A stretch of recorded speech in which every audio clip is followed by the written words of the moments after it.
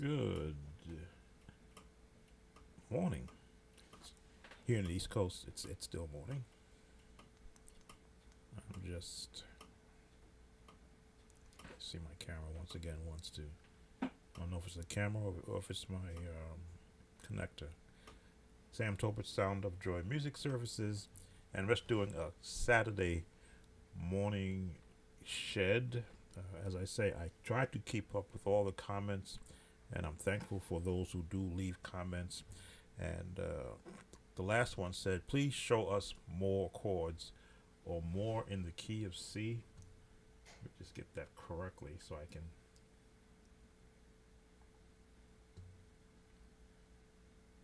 quote the comment correctly. Oh, the comment disappeared. Okay. But they wanted more in the key of C.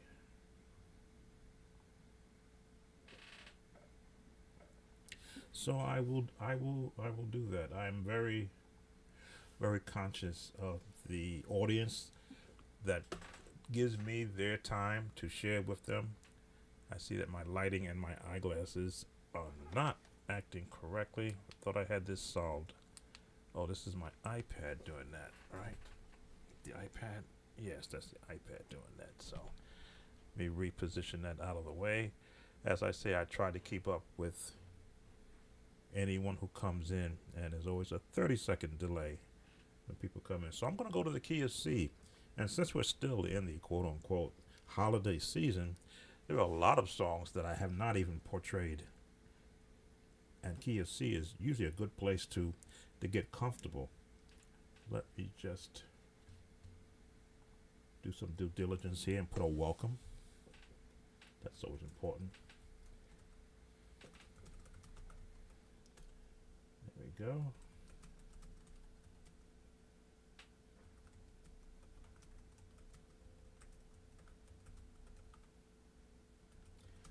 And I'm going to select the Kirk Franklin Christmas song, The Night That Christ Was Born. That was done in the key of C. Of course, I have to be what I call my YouTube aware, so there may be I have to break it up and make it like a an educational lesson. And one of my lights has gone out. Let me just see why, because I make sure I keep them all charged. And this one's charged. There we go. Production here. Got to do production. Hey, how are you? Thanks for coming in, Sister Miller. So the uh, musician shed. What would I do in an actual musician shed? I've watched videos of musicians getting together. One guy's on the keyboard or the organ, and the rest are standing around with their phones out, watching him play. Yet I never hear him giving instruction as to this is what this chord is. This is the fingering I use to form that chord. This is how you would interject these chords in this particular song that he's playing. Most times he's playing or she is playing what is familiar to them, and everyone else is just going ooh ah. The light just went out again. That looks great. I'm looking for another light. I have backups.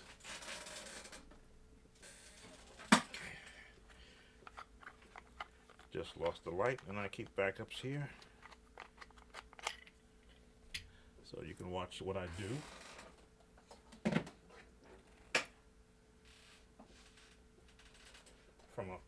from a production standpoint, because I do want everyone to get into doing this also. So you'll see what is my daily routine between keeping lights charged and at rest. Any given moment. That should be on. We just swap out another one that's charged.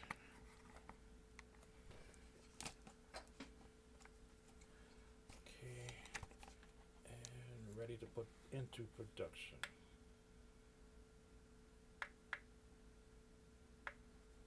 There we go. Set the correct brightness. Chief Cook and Bottle Washer, yes.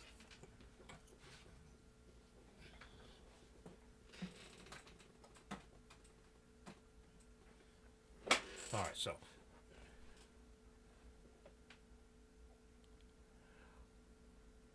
C sharp, D flat, the comfort zone. Believe it or not, a lot of musicians I've been finding don't like C sharp, which is strange because if you can play in C sharp, you can play in A flat, E flat, F sharp, and G flat because they all use common scale notes. It's when you get into D, E, A, B, a lot of musicians get kind of squeamish because no one has shown them how easy it is to play in those keys. Also, it depends upon where you place your thumb. That's what makes it easier to play. And when you learn the correct fingering of every key, you will know that certain fingers should always be placed in certain positions on the keyboard. And I have no problem showing that. My camera is acting up.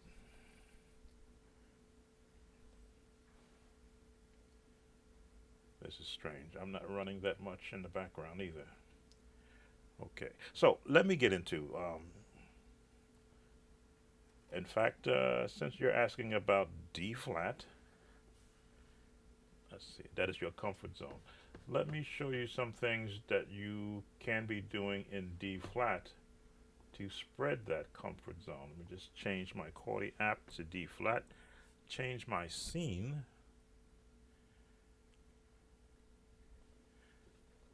Let's brighten my lights. No, turn it off.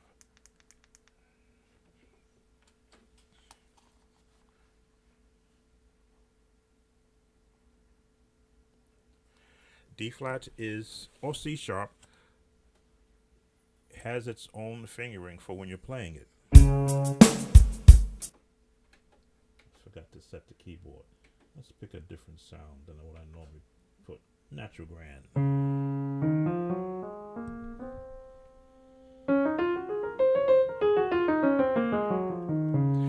Once you know the correct fingering,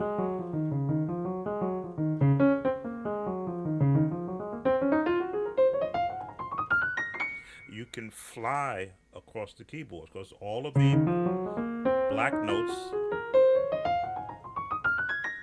are being used. So now you know that you only have, let me see, just the F and the C are the only white keys being used. And guess who has control of those, landing on those keys? The thumb. As I said, everything in a scale turns on the thumb. So you know the thumb is always going to be there, and the thumb is always going to be here.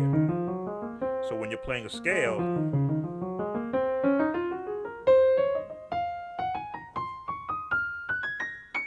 it makes it a lot easier to float across the keys because you won't be tripping over your hands with the thumb. The thumb knows to go here.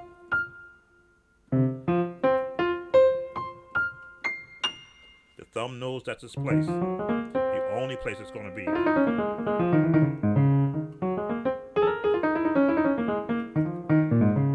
Once the thumb knows its place,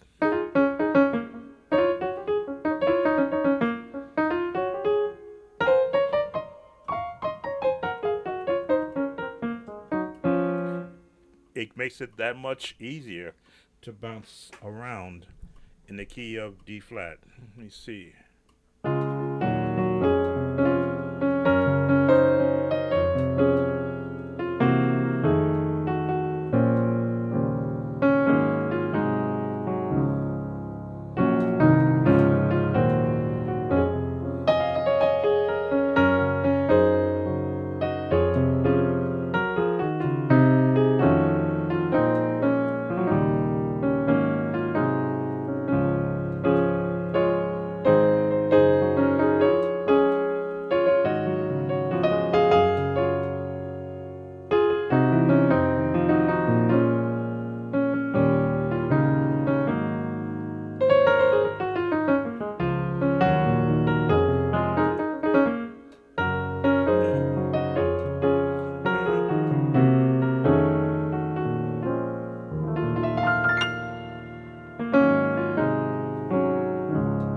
So when you're in the key of D flat,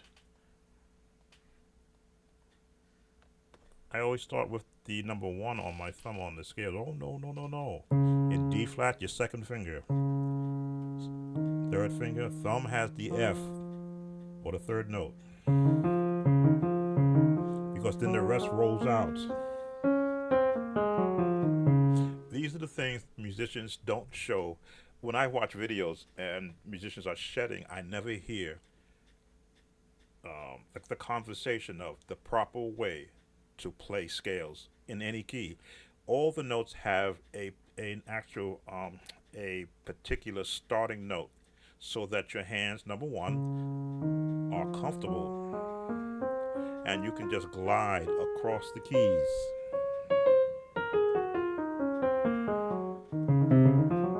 Now, is that always the rule? No.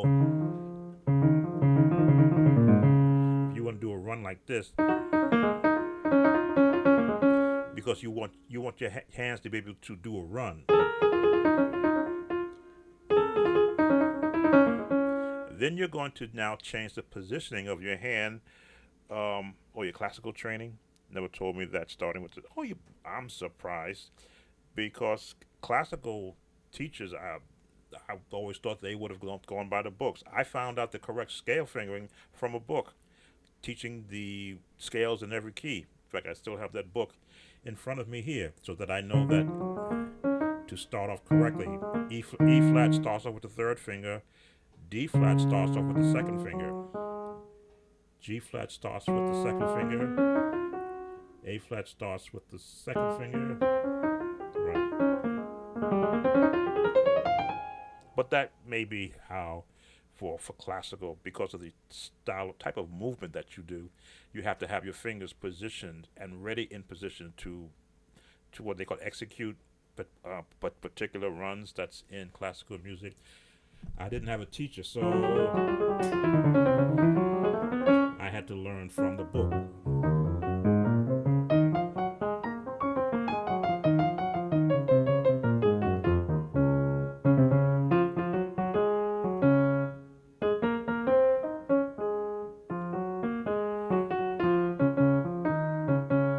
All found within the scale.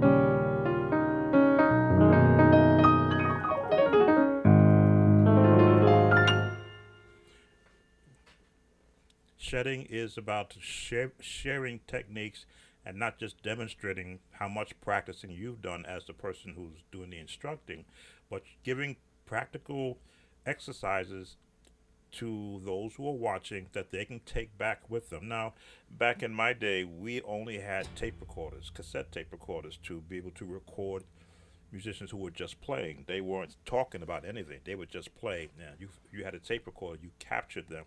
Then you went home and you figured out, oh gee, how did they do that, and what fingering did they use?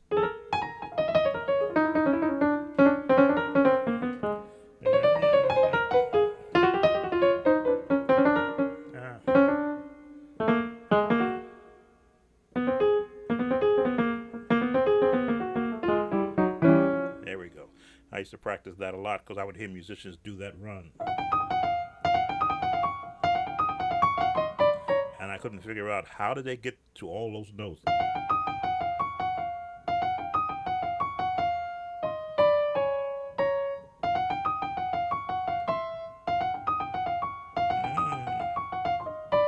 And I would do it with my eyes closed till I can get comfortable.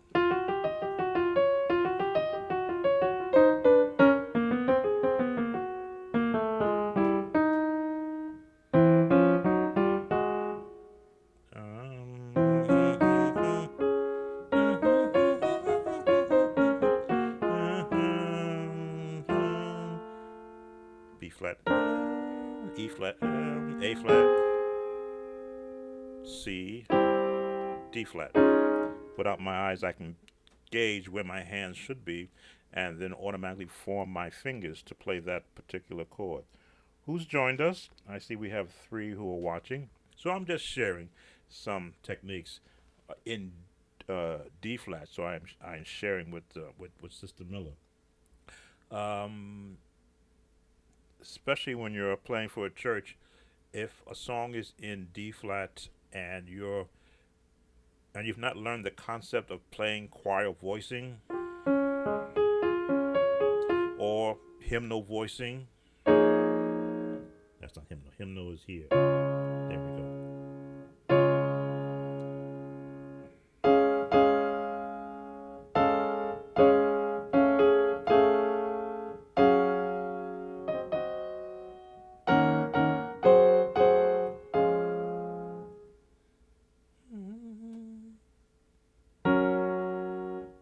No.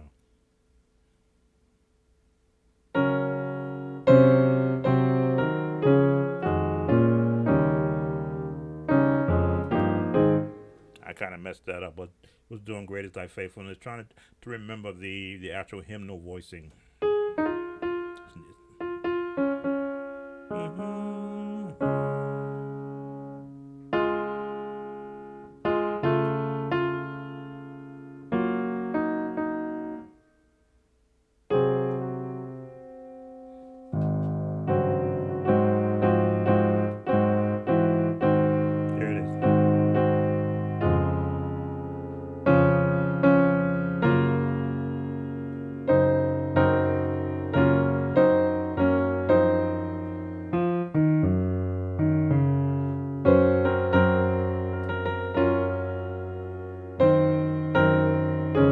There it is. There it is.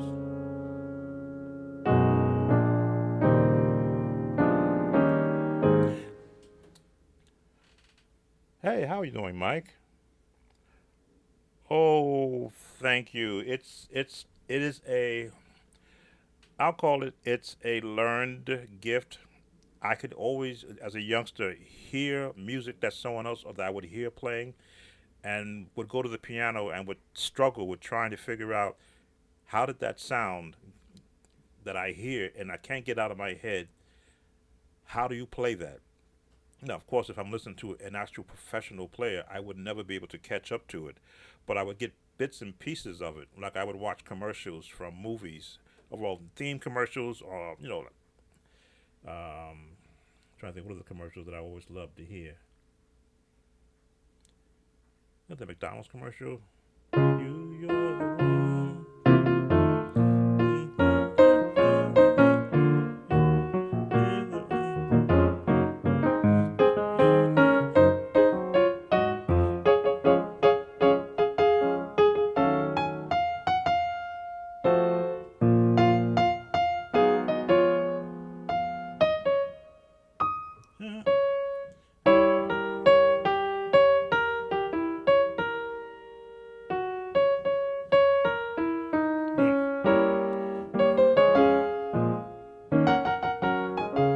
I haven't played that one.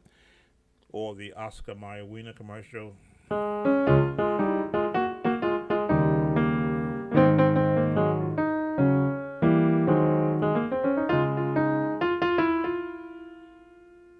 Hmm. E. There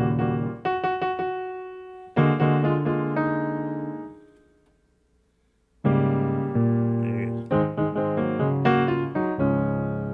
Those chords would stick in my head, and later I found myself using those chords when I began to play hymns.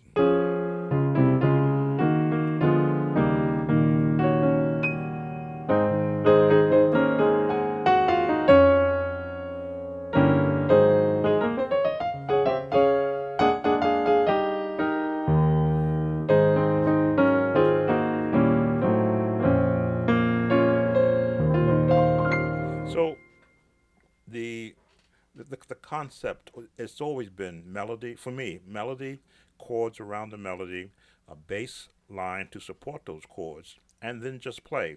And as you play through one time, the second time around, change something, and that's the, I guess, being in a part of a classical, well, I shouldn't say classical, being part of a jazz band in high school where we learned a lot of different movements of music, not just uh, band music, but um, wouldn't call it hip hop. What do we call it?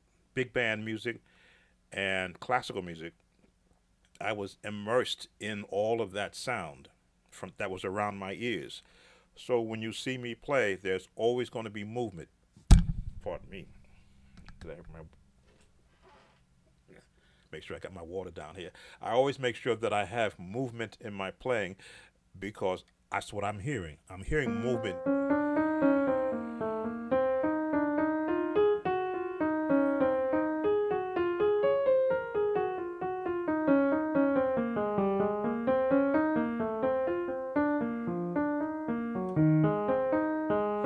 Now, a classical player, and I guess Sister Miller could classify it to me. A classical player is always has movement in their pieces.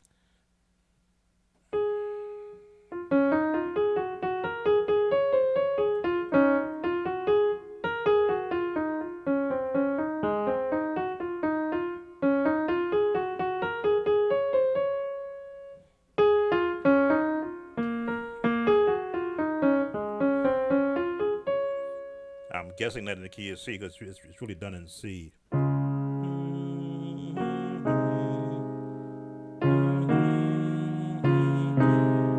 going through memory.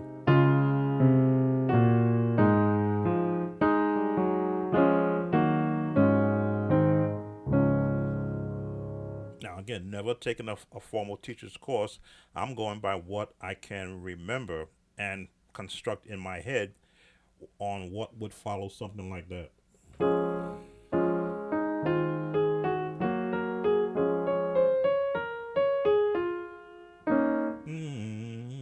Minor.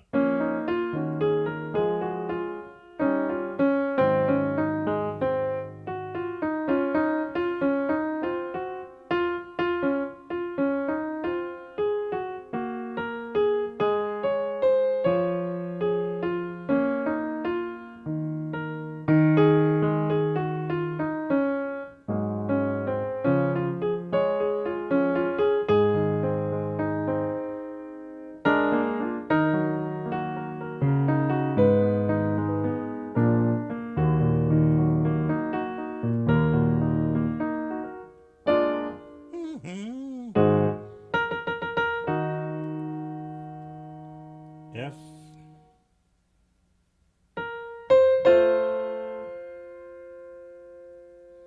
I'm trying to remember I'm trying to remember how that song goes.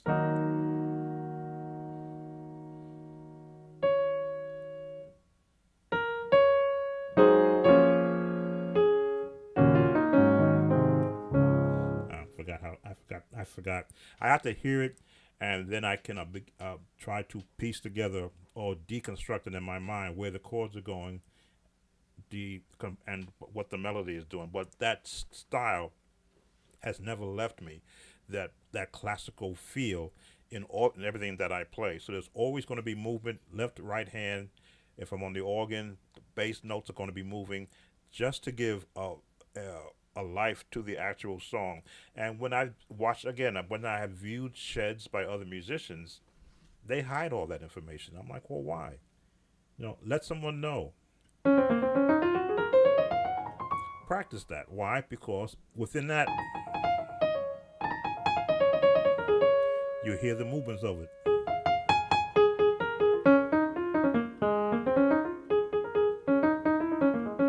And you can add it to all the songs you want to.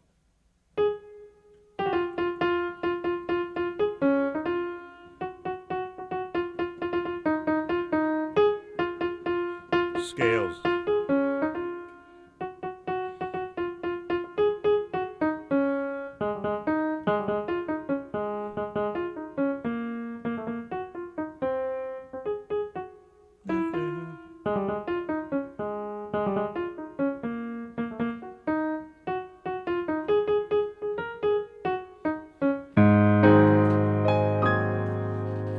And then you add the chords to scales, which are the building blocks to any song.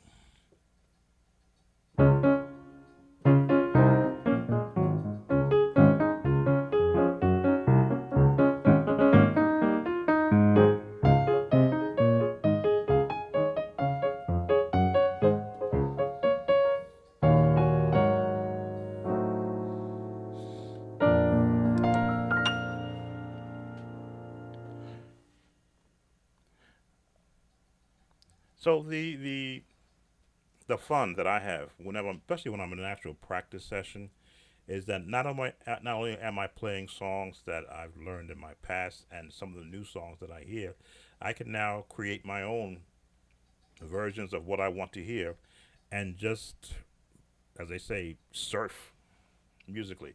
But there was a request on my page about more in the key of C, so let me go back to the key of C on my Chordy app.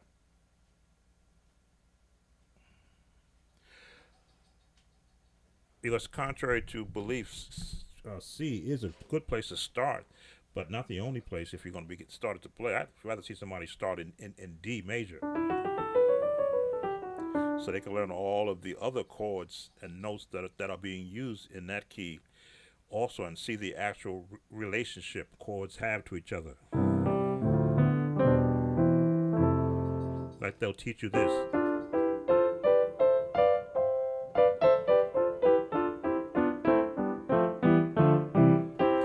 You'll use those chords in forming chords to put around a melody.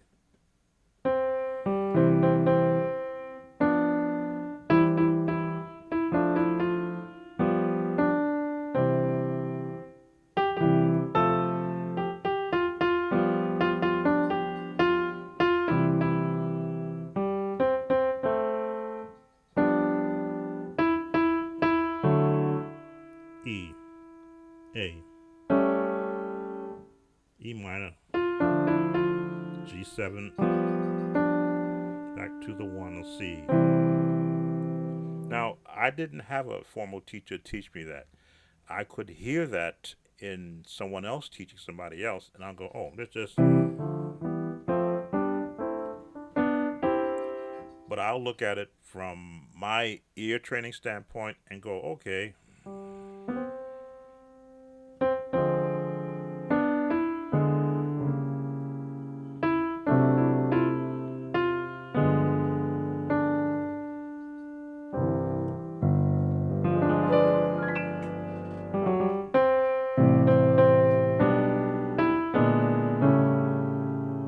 again, using jazz changes.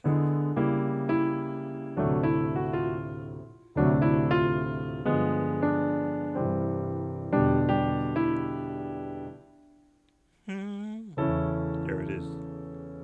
Classical.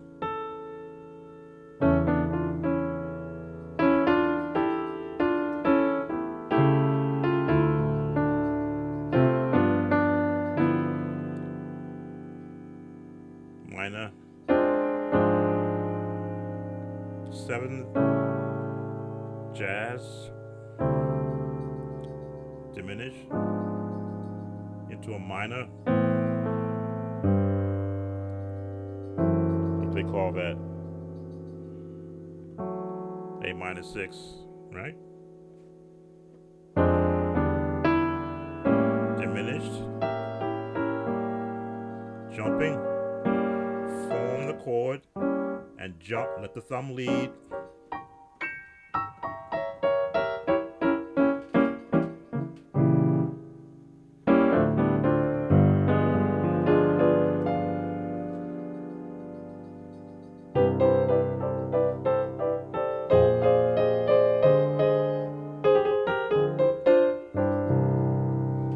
Who joined? Oh, this is music. Welcome. Thank you. Thank you. The same to you from Montgomery, Alabama.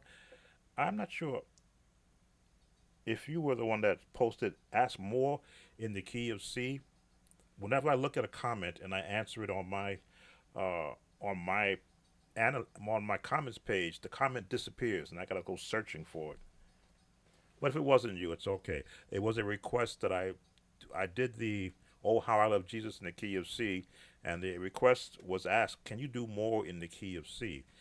As I say, it's a starting point for a lot of musicians to get comfortable just playing this lower set of keys, but there's so many other chords that just by changing one note can add a different sound to what you're playing.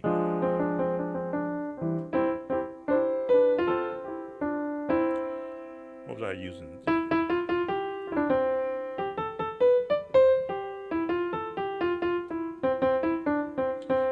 Night That Christ Was Born by Kirk Franklin is a good practice key. Hmm.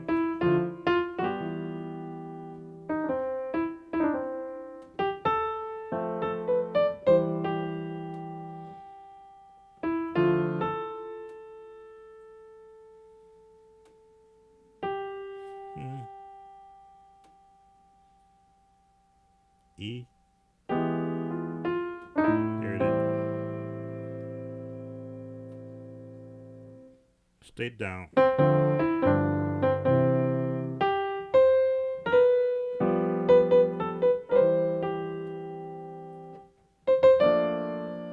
Jazz.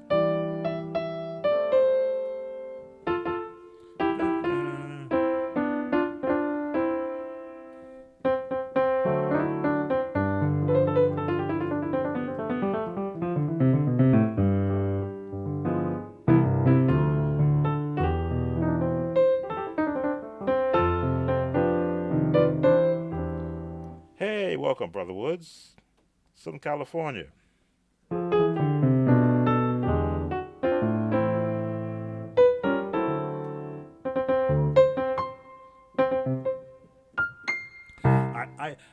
I teach recognition. You should be able to hear in a scale every chord I'm playing. In that scale, you should be able to hear this chord, this chord, this chord, this chord. What other chord? This chord, without using the black keys yet. This chord, this chord. No, I've extended the range from octave to octave. You should have 1, 2, 3, 4, 5, 6, 7, 8.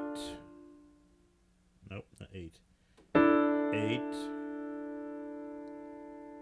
I'll give it this one. 9. I'll give you that chord.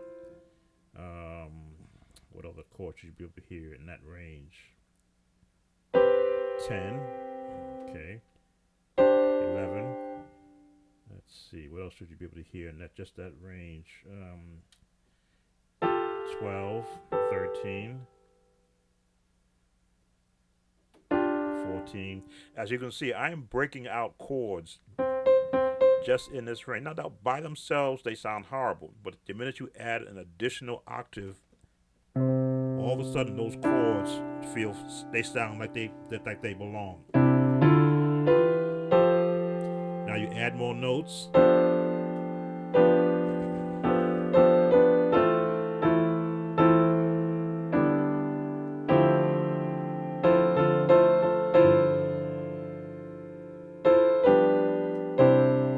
we go. Octave to octave. So when I watch again shed sessions and I watch the guys are showing other musicians, oh, this is how this song sounds played like this. I never hear them break down. Well, why are you using that fingering? Or what chord fingering are you using? How are you placing your hands across the keys to get that chord? Not so much what is the name of that chord. You say, well, it's in C. They'll say, oh, this is the one. And I go, well, okay, that's the one. But what's all that other stuff you put with it? Oh, don't worry. That you'll learn that in time. I'm like, no, you're in the one. That's all that means. C, the one chord, the one scale. What's all the stuff? But in that one scale, you're doing this. What's that chord? In the one. Still in the one.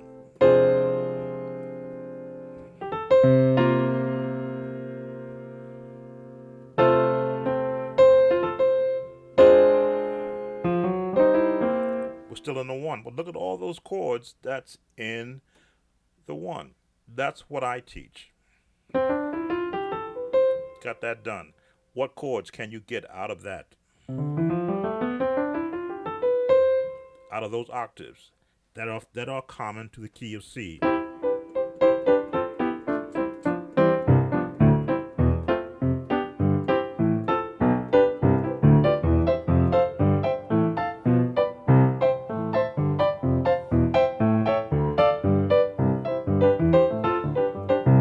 I teach chord recognition by practicing scales.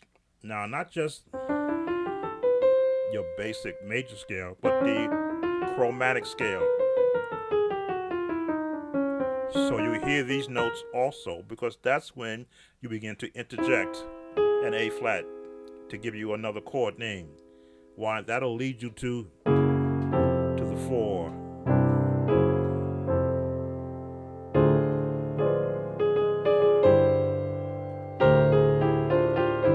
The Richard Smallwood Amen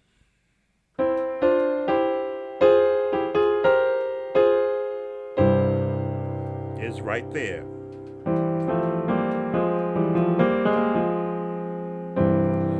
A musician won't show you that because you learn something that no one showed them.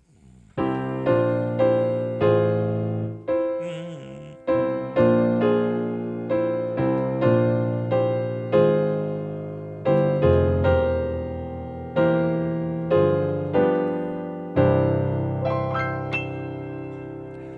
I have no problem showing anything and everything that I know. It's just a matter of how I can either present it, or if there's a question asked, how I can break down the gist of that question. But playing in the key of C should be a joy. Now you go to B major. That's going to make you think a little bit because now you got to think, well, what keys are relative in B major?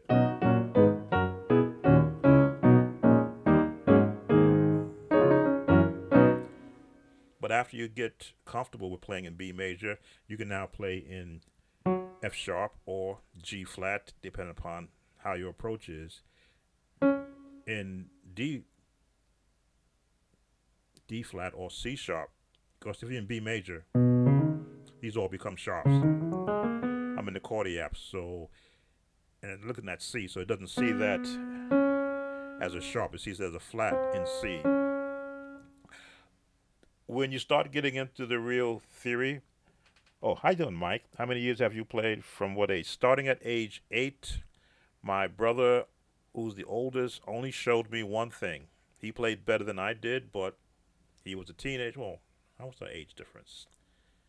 He was in his teenage years, so I was 8, so he had to be 12. He would only show me this.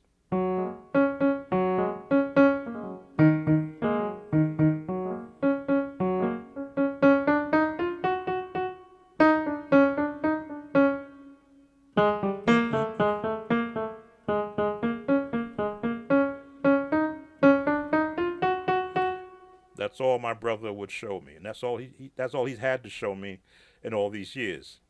He still plays now, but if I ever told him that, he would go, "Oh, I had to show you more than that." No, I'm a very good memory.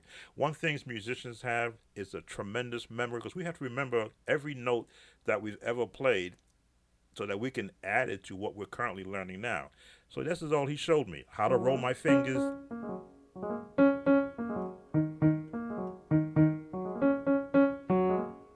and use my thumb. So from age 8, when I would so badly wanted to be able to play piano, that was the only thing that I had as my starting point. It wasn't until high school that I had a teacher in high school while I was playing the French horn who I asked, "Can you show me how to play the scale?" He showed me the C major scale and a jazz chord change.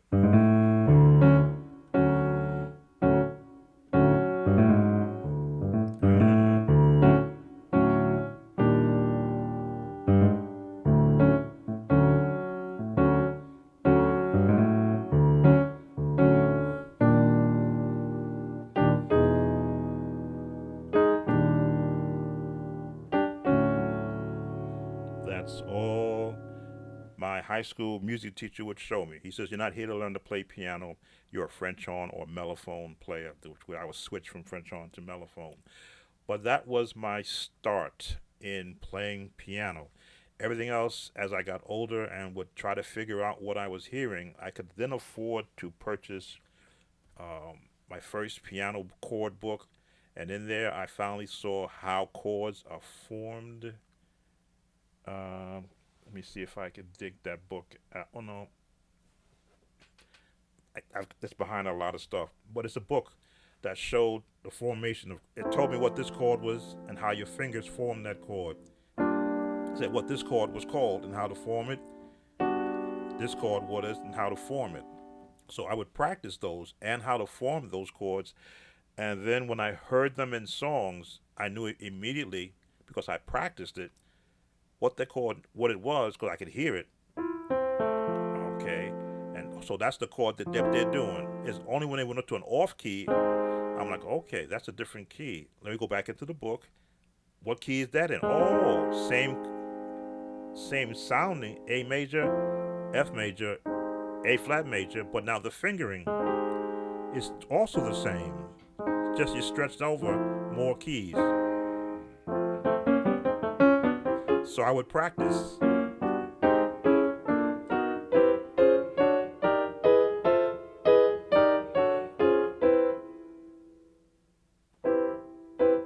There it is.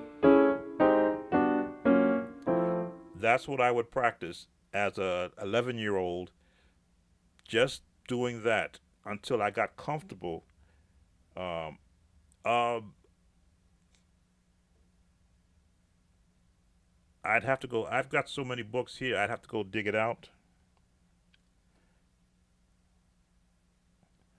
Oh, welcome, Brother Woods.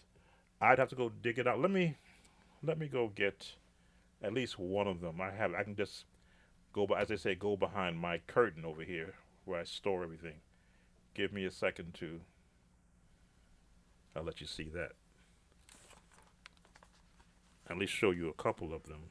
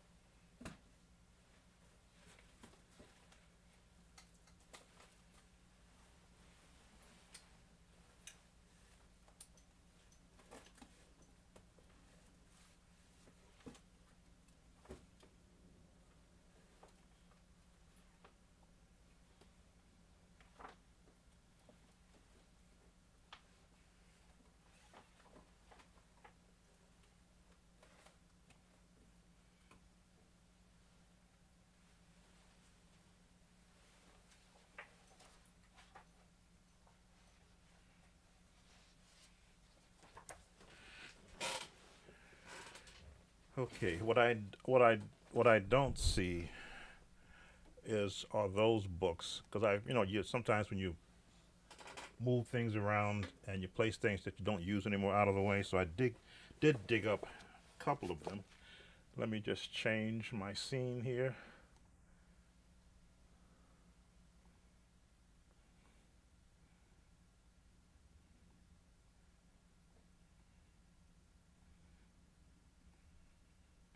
There we go.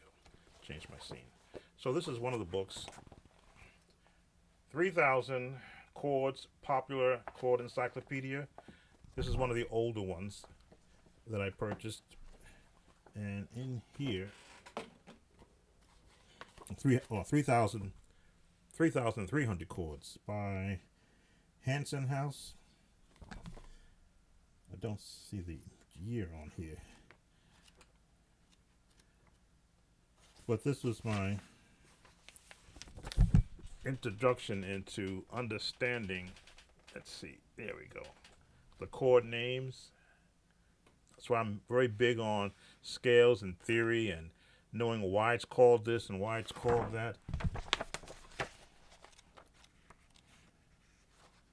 And then placement of chords on a scale, what they are called in the different keys. Trying to get the camera to pick that up. Treble clef chords, and you just practice them. The minors, I'm very big on practicing minor chords. Let's see. Let's say I haven't used this book in a long time because I've gotten really comfortable. Then I have this one, Essential Piano Chords. And this is the one that would break down in every key chords. What's that, E major? I think that's showing there.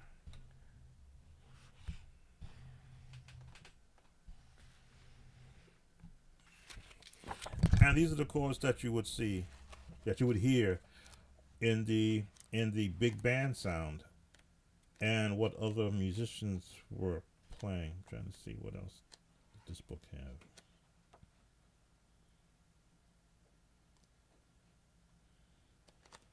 And they all had instructional knowledge in them. Let's see what else would be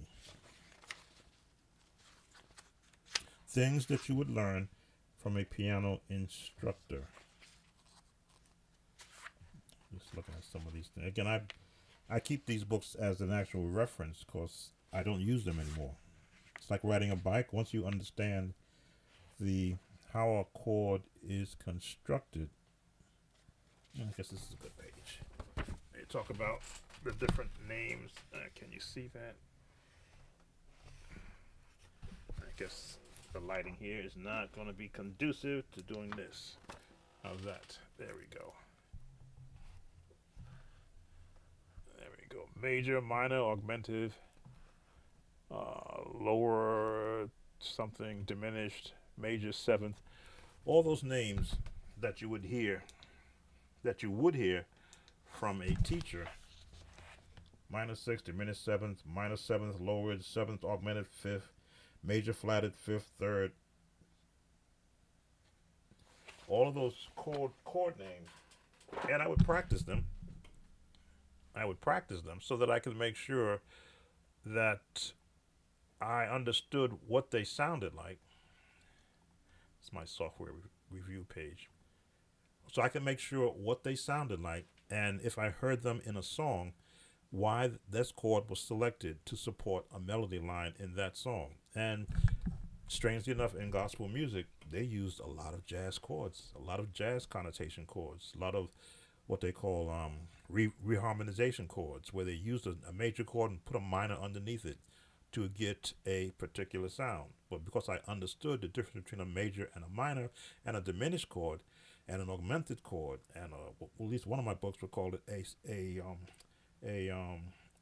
sus chord, I could hear the usage of those chords in so many other songs. It made learning the song easy. All I had to do was learn the melody or the choir parts, and then substitute those chords that they were doing. It's not magic. It's music. It's music. But unless you have a guide, which is what those books were for me, and they still are. As I say, I never try to talk from a position of, oh, I know it all. I know what I know, and I apply what I know.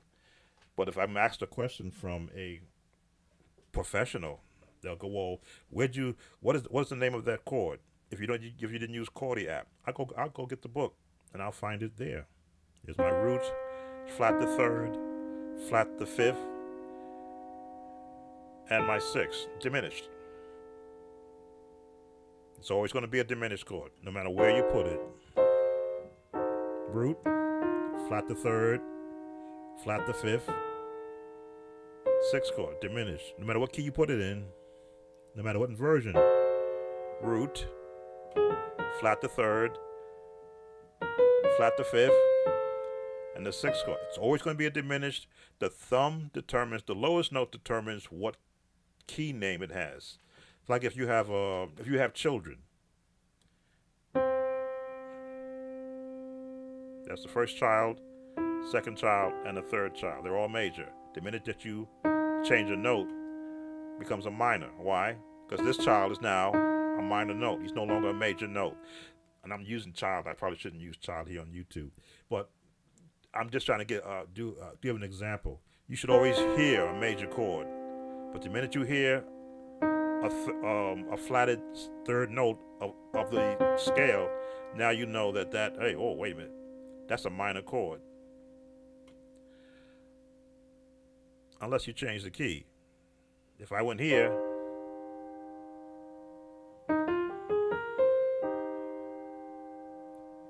the third note is not flatted anymore.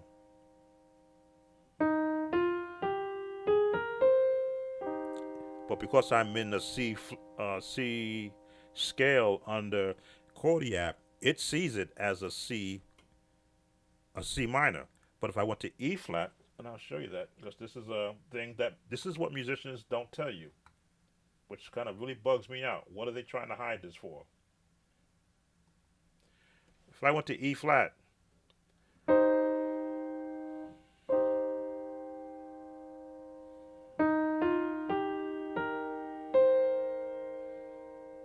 it becomes a major 6, but still a C minor. Oh well, it's still a C minor. Yeah, but the third note is not flatted. If I flatted the third note, that would be the third note flatted.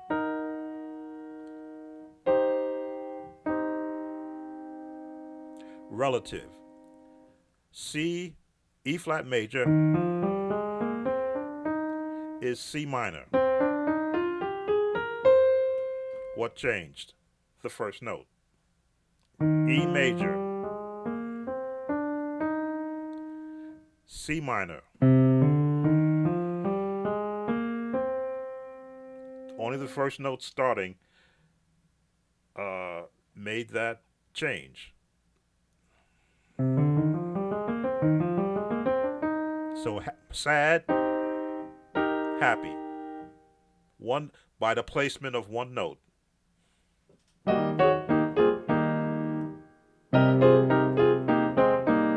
Change one note and it changes the whole tone. So these are the I won't call them tricks. There are techniques that I found a lot of the musicians I came up with as a youngster would not share. Because I wonder, how are they getting that sound?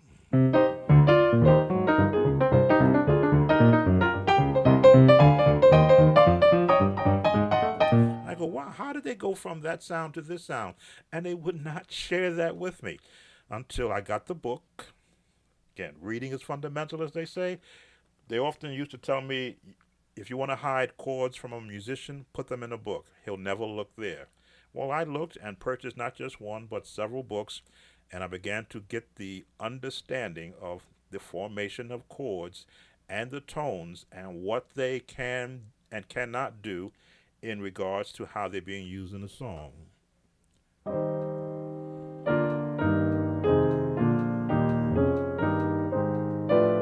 So I developed playing the scale. Now I've seen other YouTubers now starting to do this, but I was the first one to show you how to play the scale in gospel chords so that you can hear the breakdown.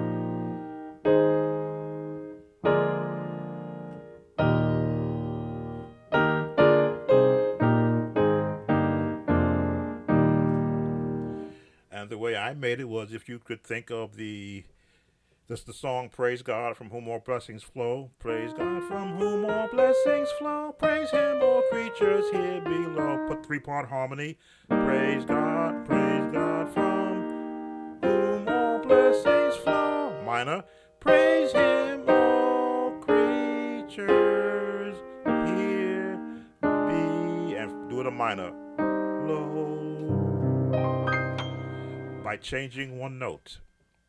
And I made that part of my lessons so that a musician can hear how one note can change the whole sounding of any song. One of my lights went out.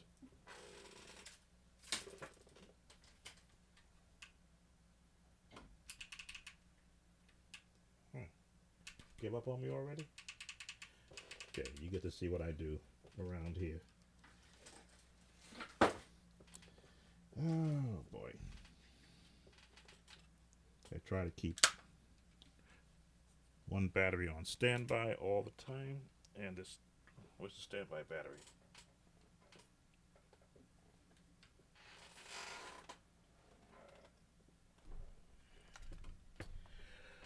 Uh-oh.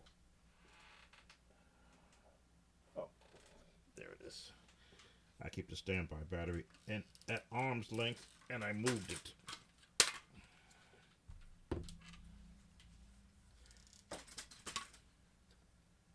Always be prepared was my motto as a musician.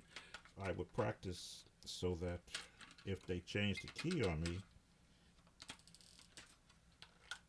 I would have practiced in that key. There we go. Just a little studio work here. Get our light back.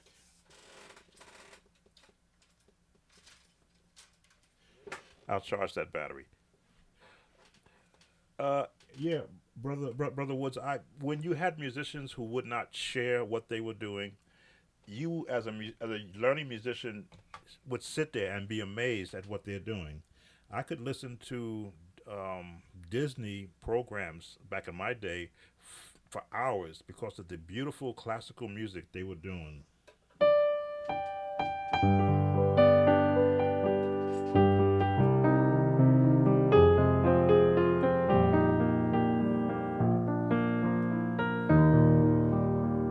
Moonlight Sonatas.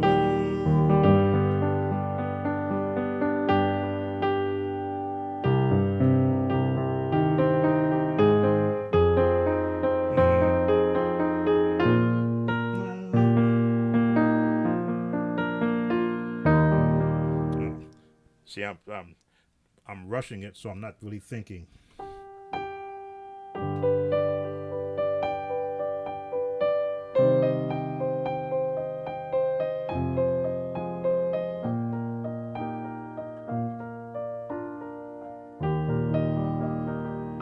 So when I would hear that change in a gospel song, I go, "Oh, okay, that's where they got it from. They're borrowing movements from classical music."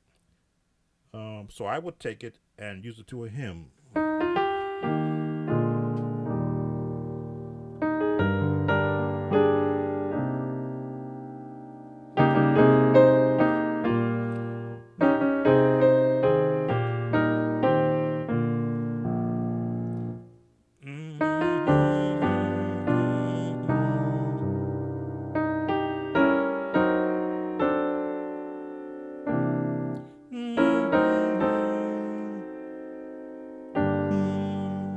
Major.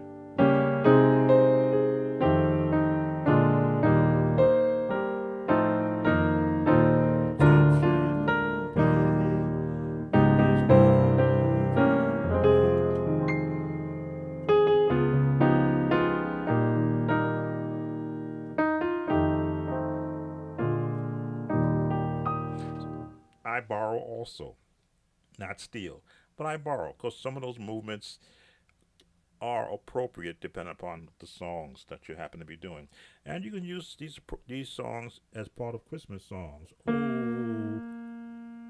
Christmas tree, oh, Christmas tree.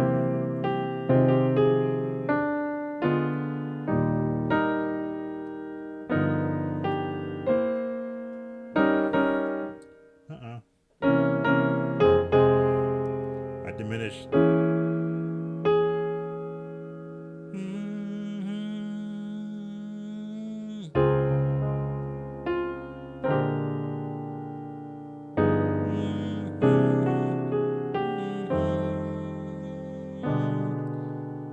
Minor, major, half diminished. What do they call that? An augmented. Yeah.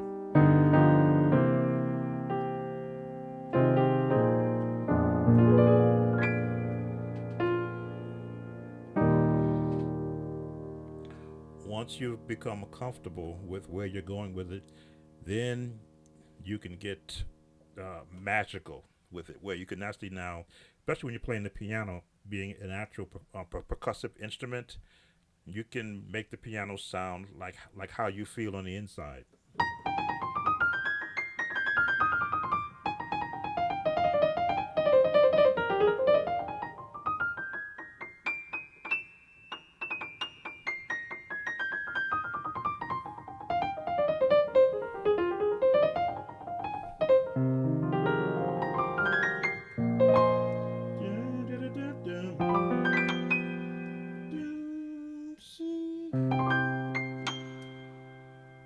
Diminish. Major. 7.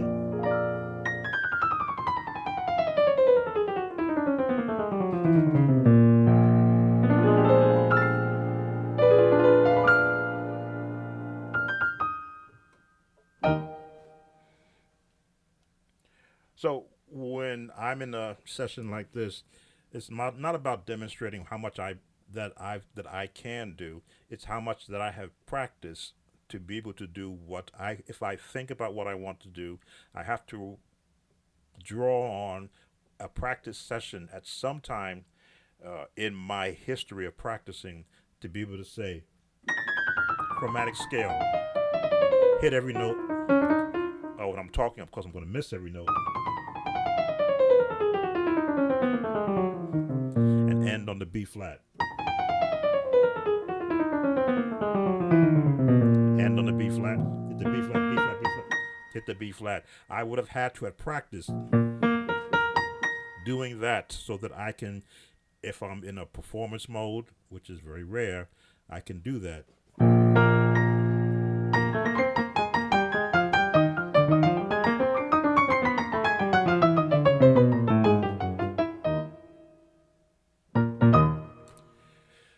I practiced that. Both hands.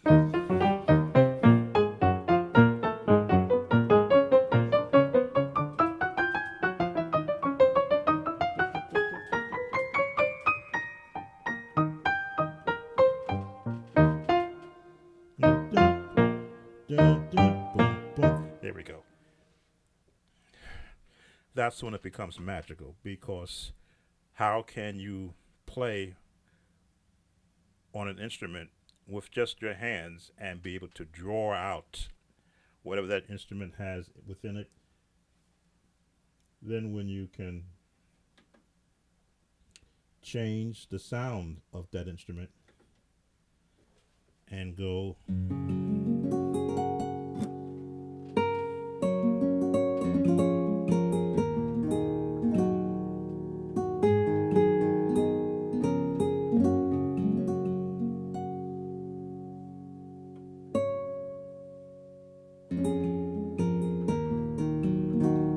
get my guitar down.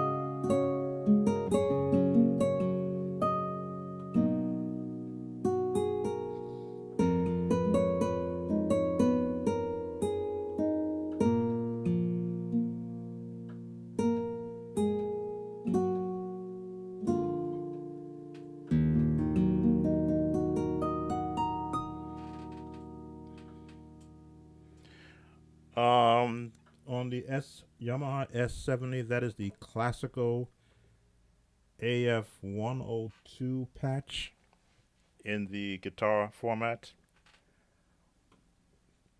That's when the magic happens. When you can select a different instrument that is not a piano and emulate that just from touch. This is what I found musicians did not share. I had to go to YouTube channels and look up, gee, how do they make those keyboards sound like a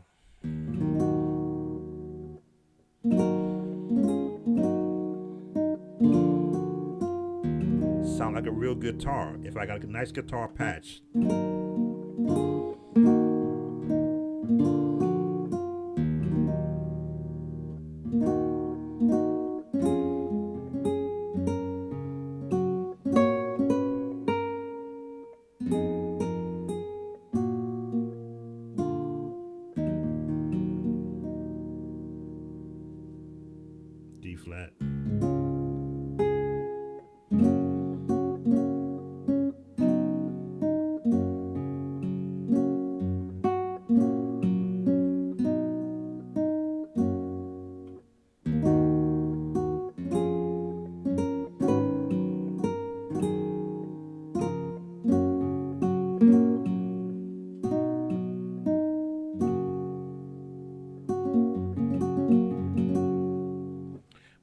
also have to know what the proper tuning scale for a guitar is, which I do know, because at one time my father put a guitar in my hand.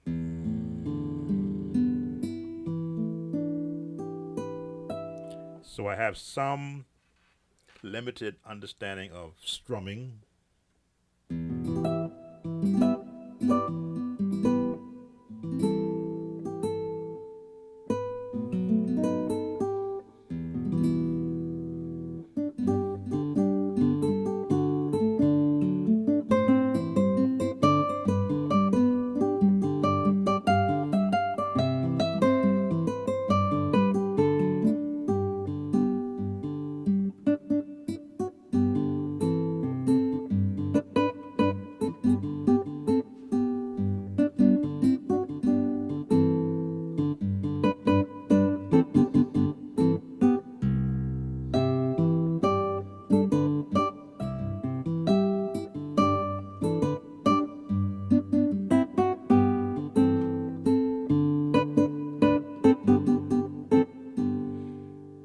Where you can just about pick any song, especially during this season, and make it sound like you have an instrument under you.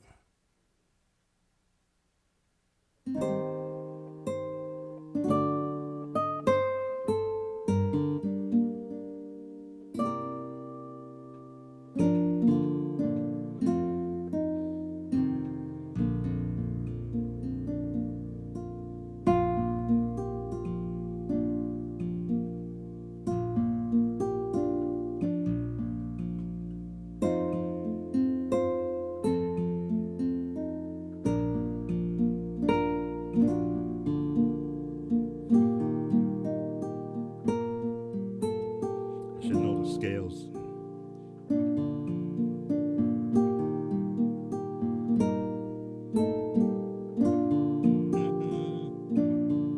F.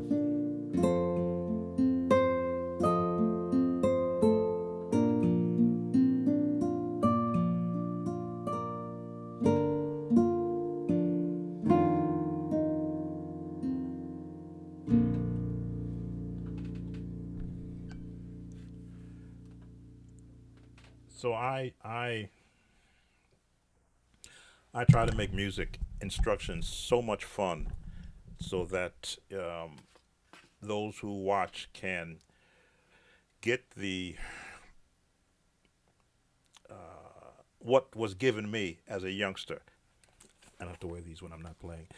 When I was a young musician in a jazz band, the teacher made sure that he put music in front of us that, number one, we could learn, so that it was basic and challenging, because not only were we learning the sound of big band, we were learning the 1812 overture. And being a French horn player, I had the part of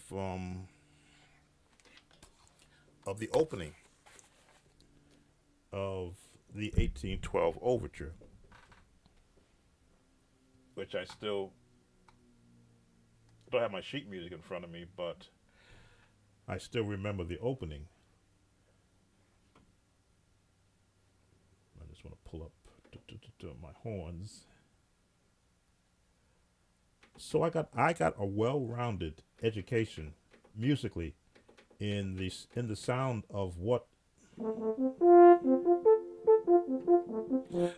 instruments in a band should sound. So when I play the piano, I'm hearing all of the instruments in my head.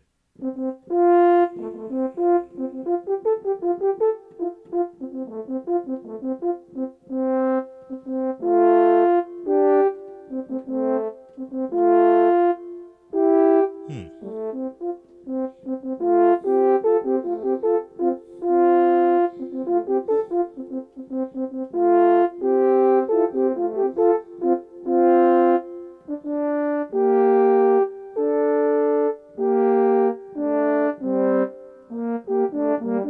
There's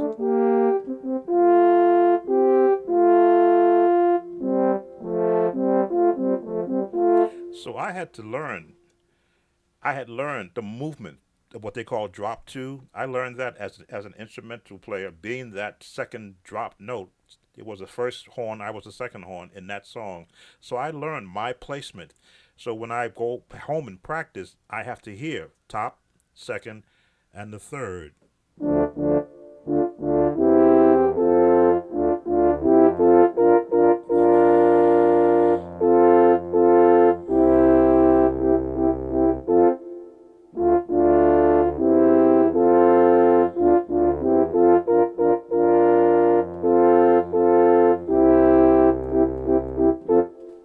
So, yes, all that earlier training in jazz band and playing classical music and playing Caribbean songs has stayed with me all of these years because I find that I can apply that to any song that I want to play. Let me come out of here.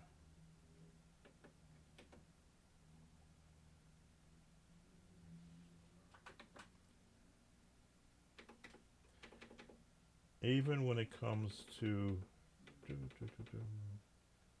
Where are you guys at?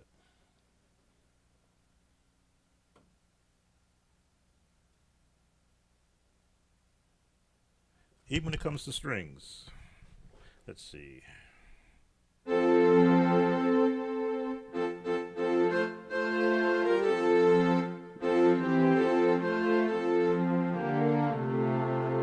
Oh, let me be fair because so you can see the drop two chordings.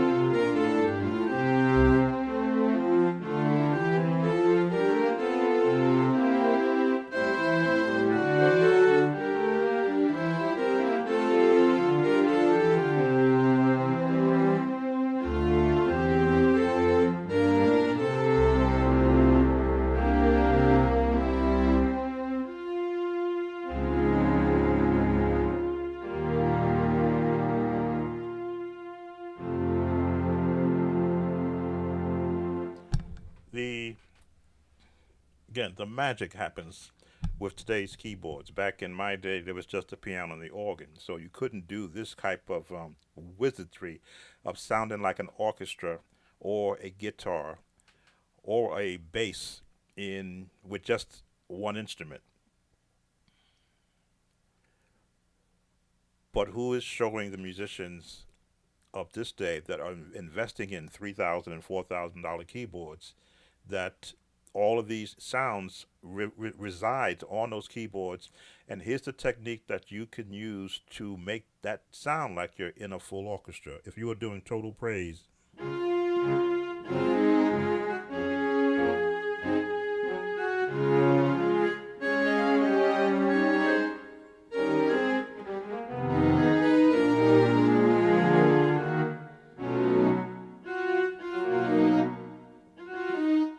mm,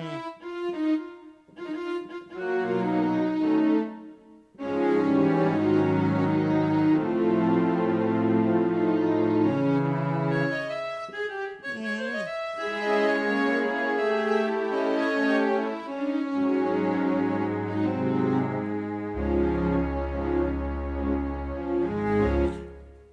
kind of sloppy, but yes, to be able to hear an album and then emulate what's happening on that album is one of the joys I have still as a learning musician because I haven't learned everything. I learned enough to be able um, to be what efficient in where I am.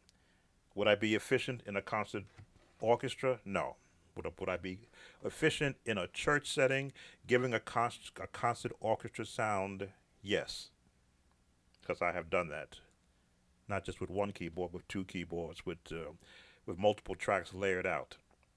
That's what I look to instruct in. Getting the musician who does not have a a mentor, an instructor, not a teacher, an instructor. Again, I'm not a teacher. I don't have a degree in music, but I have experience as a musician, which is probably, I'll say, 60 to 65% of most of your musicians today.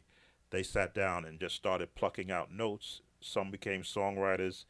The greater ones went on to the schools to learn the theory or sit with instructors. And they are the ones that are writing movie scores. Not that if I wanted to write a movie score, could I write one if I put my mind to it? Yes, I can play a scale with my movie score section. That would be my medium to large.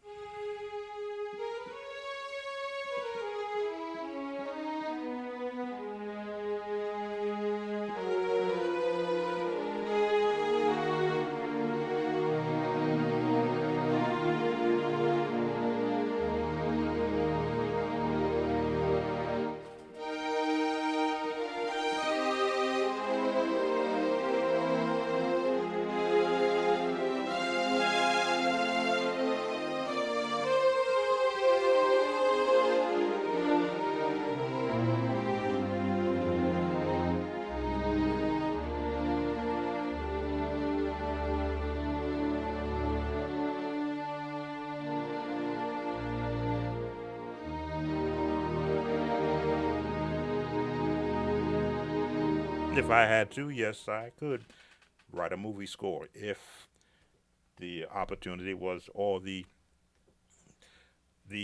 ask was made. Hey, could you do a quick thing for um, a brief, some of these YouTube,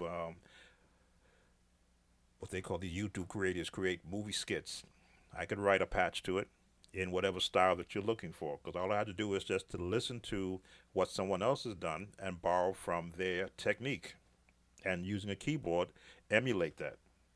And of course, Pro Tools software, which I also have.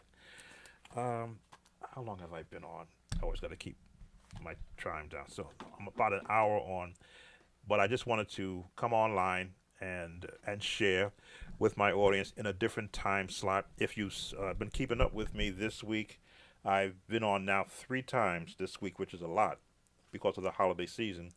I wanted to just thank those of you who have been watching me over this year and over the years. You helped to improve my YouTube stats, which allows YouTube to say, hey, if there enough people are watching this guy, let's push his videos up the algorithm, which allows more people to actually view what I'm showing. Now, does everyone want to be a church musician and play for the church? No. But as you can see, I can emulate guitar sounds, emulate string sounds, emulate horn sounds. And if an audience comes in that says, well, gee, I have a keyboard and I want to be able to play the background trumpets in my group, but I don't know how a trumpet should sound, I could merely pull up my trumpet patch to the brass section, go to trumpet, because again, I have jazz band experience. The trumpets were behind my head, the trumpet players, so I heard them and how they breathe when they're playing.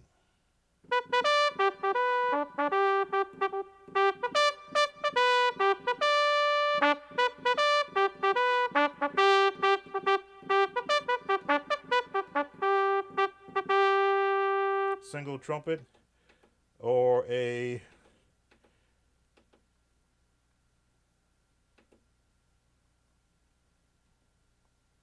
looking for a flutophone. We had one in our band. I think a muted trumpet is close to it.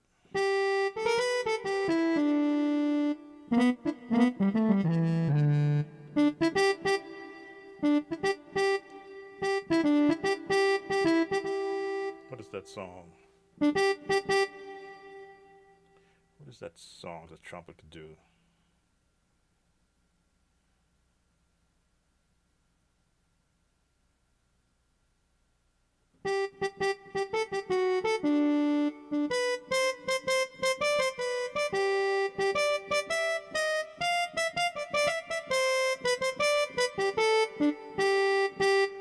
The Virgin Mary had a baby boy.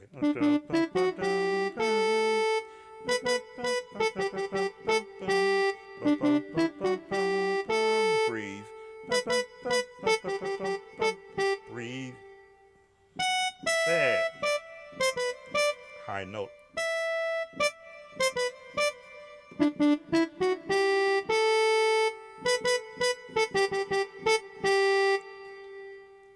If I wanted to do a brass section of saxophones, where are you saxophones?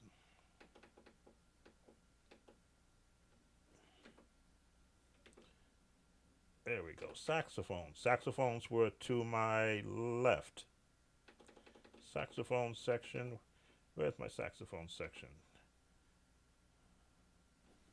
Tenor saxes.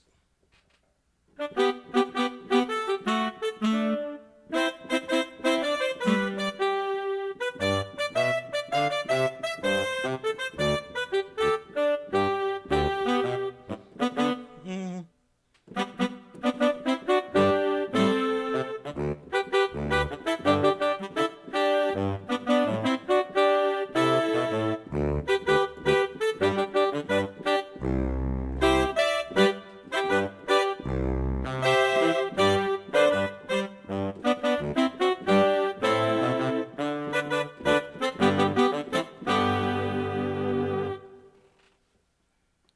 So on and so forth. I'm going to let you go, those that have been watching.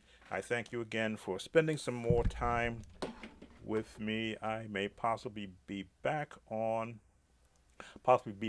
later today as I'm trying to capture everyone I possibly could before the end of the year who has been supporting this site. Let me thank those: Sister Kay Miller, Mike from Kenya, Miss Music B from Montgomery, Brother Woods from Southern California, Gospel Music for Life. Thank you all for coming in and again spending some time with me. As always, as I got to keep remembering to say, if you're not a subscriber, please subscribe so you know when I do come on live in your time zone that is good for you. Like my video because that pushes me up in the YouTube algorithm. Leave comments because I try to answer them to the best of my ability, because when I do get notified there's a comment, I'll answer right away that I've at least acknowledged that I read your comment. And share the video with those that you know who are musician friends. Don't hide all this free information from your friends, but grow together. And I thank you for allowing me to, at least for this year 2022, been your gospel musician instructor. Everyone take care.